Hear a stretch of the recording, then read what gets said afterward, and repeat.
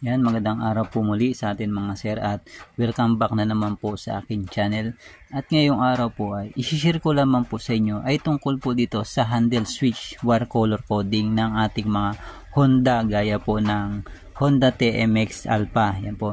Ito po ay naka-pattern sa Honda TMX Alpha yung kanyang wire color coding or yung kanyang handle switch siya, left and right signal. Yan po. Same lang din po ito sa mga ibang China Motors na wire color coding. Yan po. Naka-pattern po sa Honda TMX yung kanilang wire color coding. Yan po. At mag-start po tayo dito sa ating ignition switch. Yan po. Dahil po sa ating ignition switch, dyan po nanggagaling yung supply ng ating mga handle switch. Yan po. Yung ating ignition switch sa TMX Alpha or sa ating mga TMX ay puro wires po yung kanilang mga ignition switch. Yan po. Ipapaliwanag po muna natin yung bawat kulay ng wire sa ating mga ignition switch. Yan mga sir. Unahin natin dito sa kulay red. Yan po. Ito pong kulay red sa inyong ignition switch sa ating mga TMX or sa ating mga China Motors. Ito pong red wire na yan ay galing po yan sa ating positive ng ating battery na dumaan sa ating fuse. Yan po. Yung ating fuse ng stock ng fuse ng ating mga motor ay 15 ampere po. Ito po yung main supply natin. Itong red wire na yan.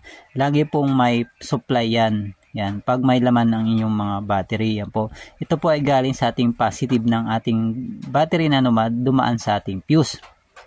Sunod po yung ating green wire. Yung green wire na yan, yan po ay nakakonect sa ating harness na kulay green. Yan po yung negative supply ng ating motor, yung green wire na yan.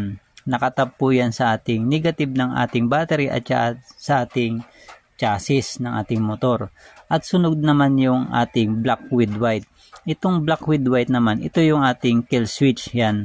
Papunta yan sa ating CDI natin. Yan yung kill switch ng ating motor or sa ating CDI. Kapag nagdikit yung green wire at saka yung black wire, black with white na yan, mamamatay yung ating mga motor. Kasi pag napasukan ng negative yung ating CDI, yung black with white, mamamatay yung ating motor. Yan po. Kaya po, kill switch yan, yung black with white na yan. Kapag nag-off yung ating ignition switch, pag nag-off yung ating switch, magko-contact yung green at saka yung black with white. Yan mga sir.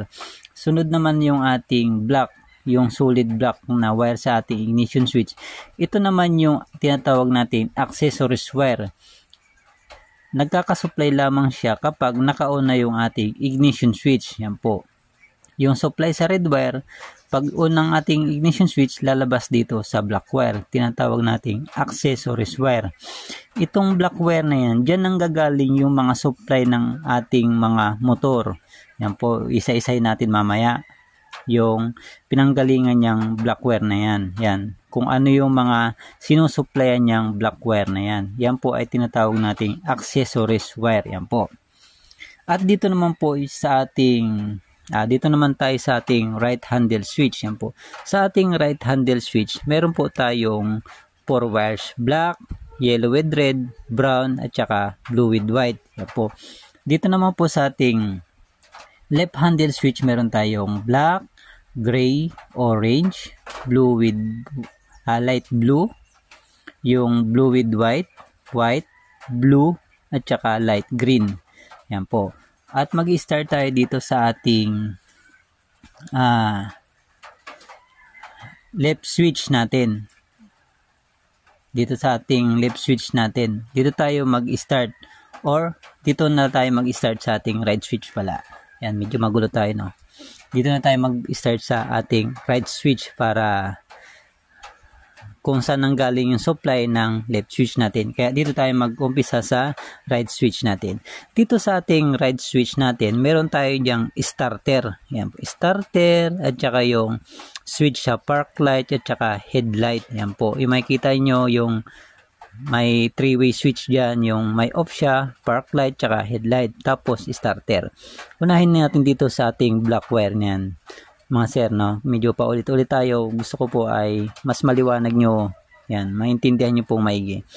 dito sa black wire na yan, may kita nyo, black wire na yan, yan yung supply ng ating handle switch sa right switch. Yan na yung magsusupply sa ating starter at saka yung sa switch ng park light tsaka headlight. Yan po. Yung black wire na yan, kumuha siya ng supply dito sa ating ignition switch. Yan po. Kumuha siya ng supply dyan sa ating ignition switch. Yan mga sir. Yan, pag ganyan siya, papunta yan. Sinusuplayan niyang black wire niyan dito. Itong yellow with red na yan, ito yung nagsusupply sa ating starter relay. Yan po. Yan, dumaan siya dito sa ating starter. Ito po yung trigger ng ating starter, yung yellow with red. Yan po. Kapag nag-push button tayo, papunta yan sa ating starter relay. Makikita nyo sa starter relay ninyo, yellow with red at saka yung green with red, yung para sa neutral natin. Negative supply yon. Itong yellow with red na yan, papunta yan sa ating starter relay. Yan. To starter relay yan. Starter relay. Relay yan. Positive supply yung ating starter relay na yan. Ito yung trigger ng ating starter relay, yung yellow with red. Yan po. Tapos sunod naman yung ating brown. Yung brown na yan, yan papunta yan sa ating sa headlight, yung makita nyo yung may brown na yan. Tapos doon sa ating likurang bahagi ng ating motor, sa taillight na yan. Papunta yan ng dito. Susuplayan niya yung brown dito sa ating headlight. Yan, tsaka sa ating panel board, yung ilaw sa ating panel board at tsaka sa ating taillight. Yan, sa ating taillight. Papunta yan sa likuran natin. Makikita nyo din sa inyong likuran ng motor, sa may stoplight, may brown wire yan. Yan po. Naka-connect din siya dyan sa brown wire na yan natin dito sa ating switch sa park light. Yan mga sir. Tapos sunod naman yung ating blue with white. Yan. Yung blue with white naman yan, yan yung supply ng ating headlight. Yan po. Kapag nag-switch ka sa papunta sa gad mong ganyan, masusupplyan yung left and right, ay yung ating high and low sa ating switch sa left. Yan po. Papunta yan ng ating left switch, yung blue with white na yan.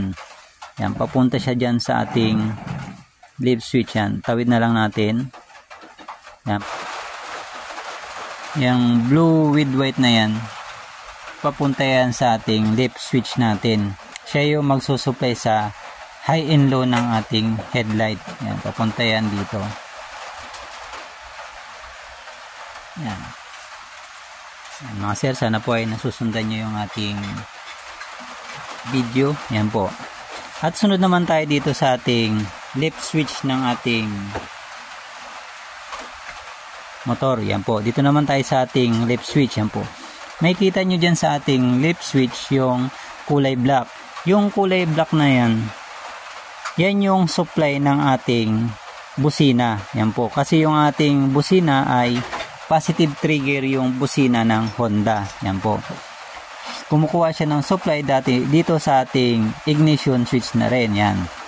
Galing pa rin yan dito sa ating ignition switch sa ating black wire. Yan po. Yung black wire na yan, siya yung sumusupply dito sa ating busina na dumaan dito sa ating horn switch. Yan po. Kasi yung ating horn switch sa ating Honda ay positive trigger. Yan. At sunod naman natin yung ating gray na yan. Itong gray na ito naman yung supply ng ating signal light sa left and right signal. Yung kulay gray na yan, galing dito sa ating flasher relay. Yan po. May kita nyo sa inyong flasher relay, may dalawang terminal yan sa ating flasher relay. May kita kayong letter B at saka letter L. Yung letter B na yan, battery ang meaning niyan. Yung letter L, load. Yan po. Itong letter B sa ating flasher relay, papunta yan, yung supply niyan dito sa ating black wire na naman sa ating ignition switch. Yan. Kumuha na naman siya sa ating ignition switch. Kaya makikita nyo yung wire sa inyong flasher relay, may black at saka gray. Yung black na yun, galing sa ating ignition switch. Tapos yung gray na yan na lagay dito sa letter A, galing yan sa ating, papunta yan sa ating signal light switch. Yan po mga sir. Yung gray ng ating handle switch, sa ating handle switch na kulay gray, galing sa ating flasher relay. Yan po. Tapos yung orange at saka light blue natin, yan yung papunta sa ating signal light. Yung orange, yung sa ating left signal. Itong orange. Orange na yan, left signal yan. Left signal. Left signal. Tapos yung light blue natin, yan yung ating right signal. Yan. Yung light blue, right signal. Yung orange ay yung left signal natin. Yan mga sir, maliwanag sa inyo mga sir. Tapos yung yung light green natin, may kita kayong light green dyan. Yan yung papunta sa ating busina. Yan, sa ating busina. Yan mga sir. Makikita nyo dyan sa inyong mga busina, may dalawang wire yan. Yung isa light green, galing yan sa ating trigger ng busina. Yan. Tapos green.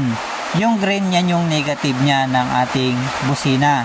Kaya dalawang wire yan. Kasi positive trigger yung ating busina. Light green yung positive trigger. Tapos yung green, yan yung ground niya. Yan mga sir, maliwanag. Tapos dito sa natitirang wire natin, may kita kayong white dyan. Yung kulay white, yan yung low beam natin. Papunta yan sa ating headlight. Yung low ng ating headlight. Yang white. Yan mga sir ha. Yung white, low beam. Tapos yung blue, yan yung ating high beam. Papunta rin yan sa ating headlight. Yan mga sir. Tapos sa inyong headlight, nakikita nyo may kulay green dyan. Yan, kulay green na yan.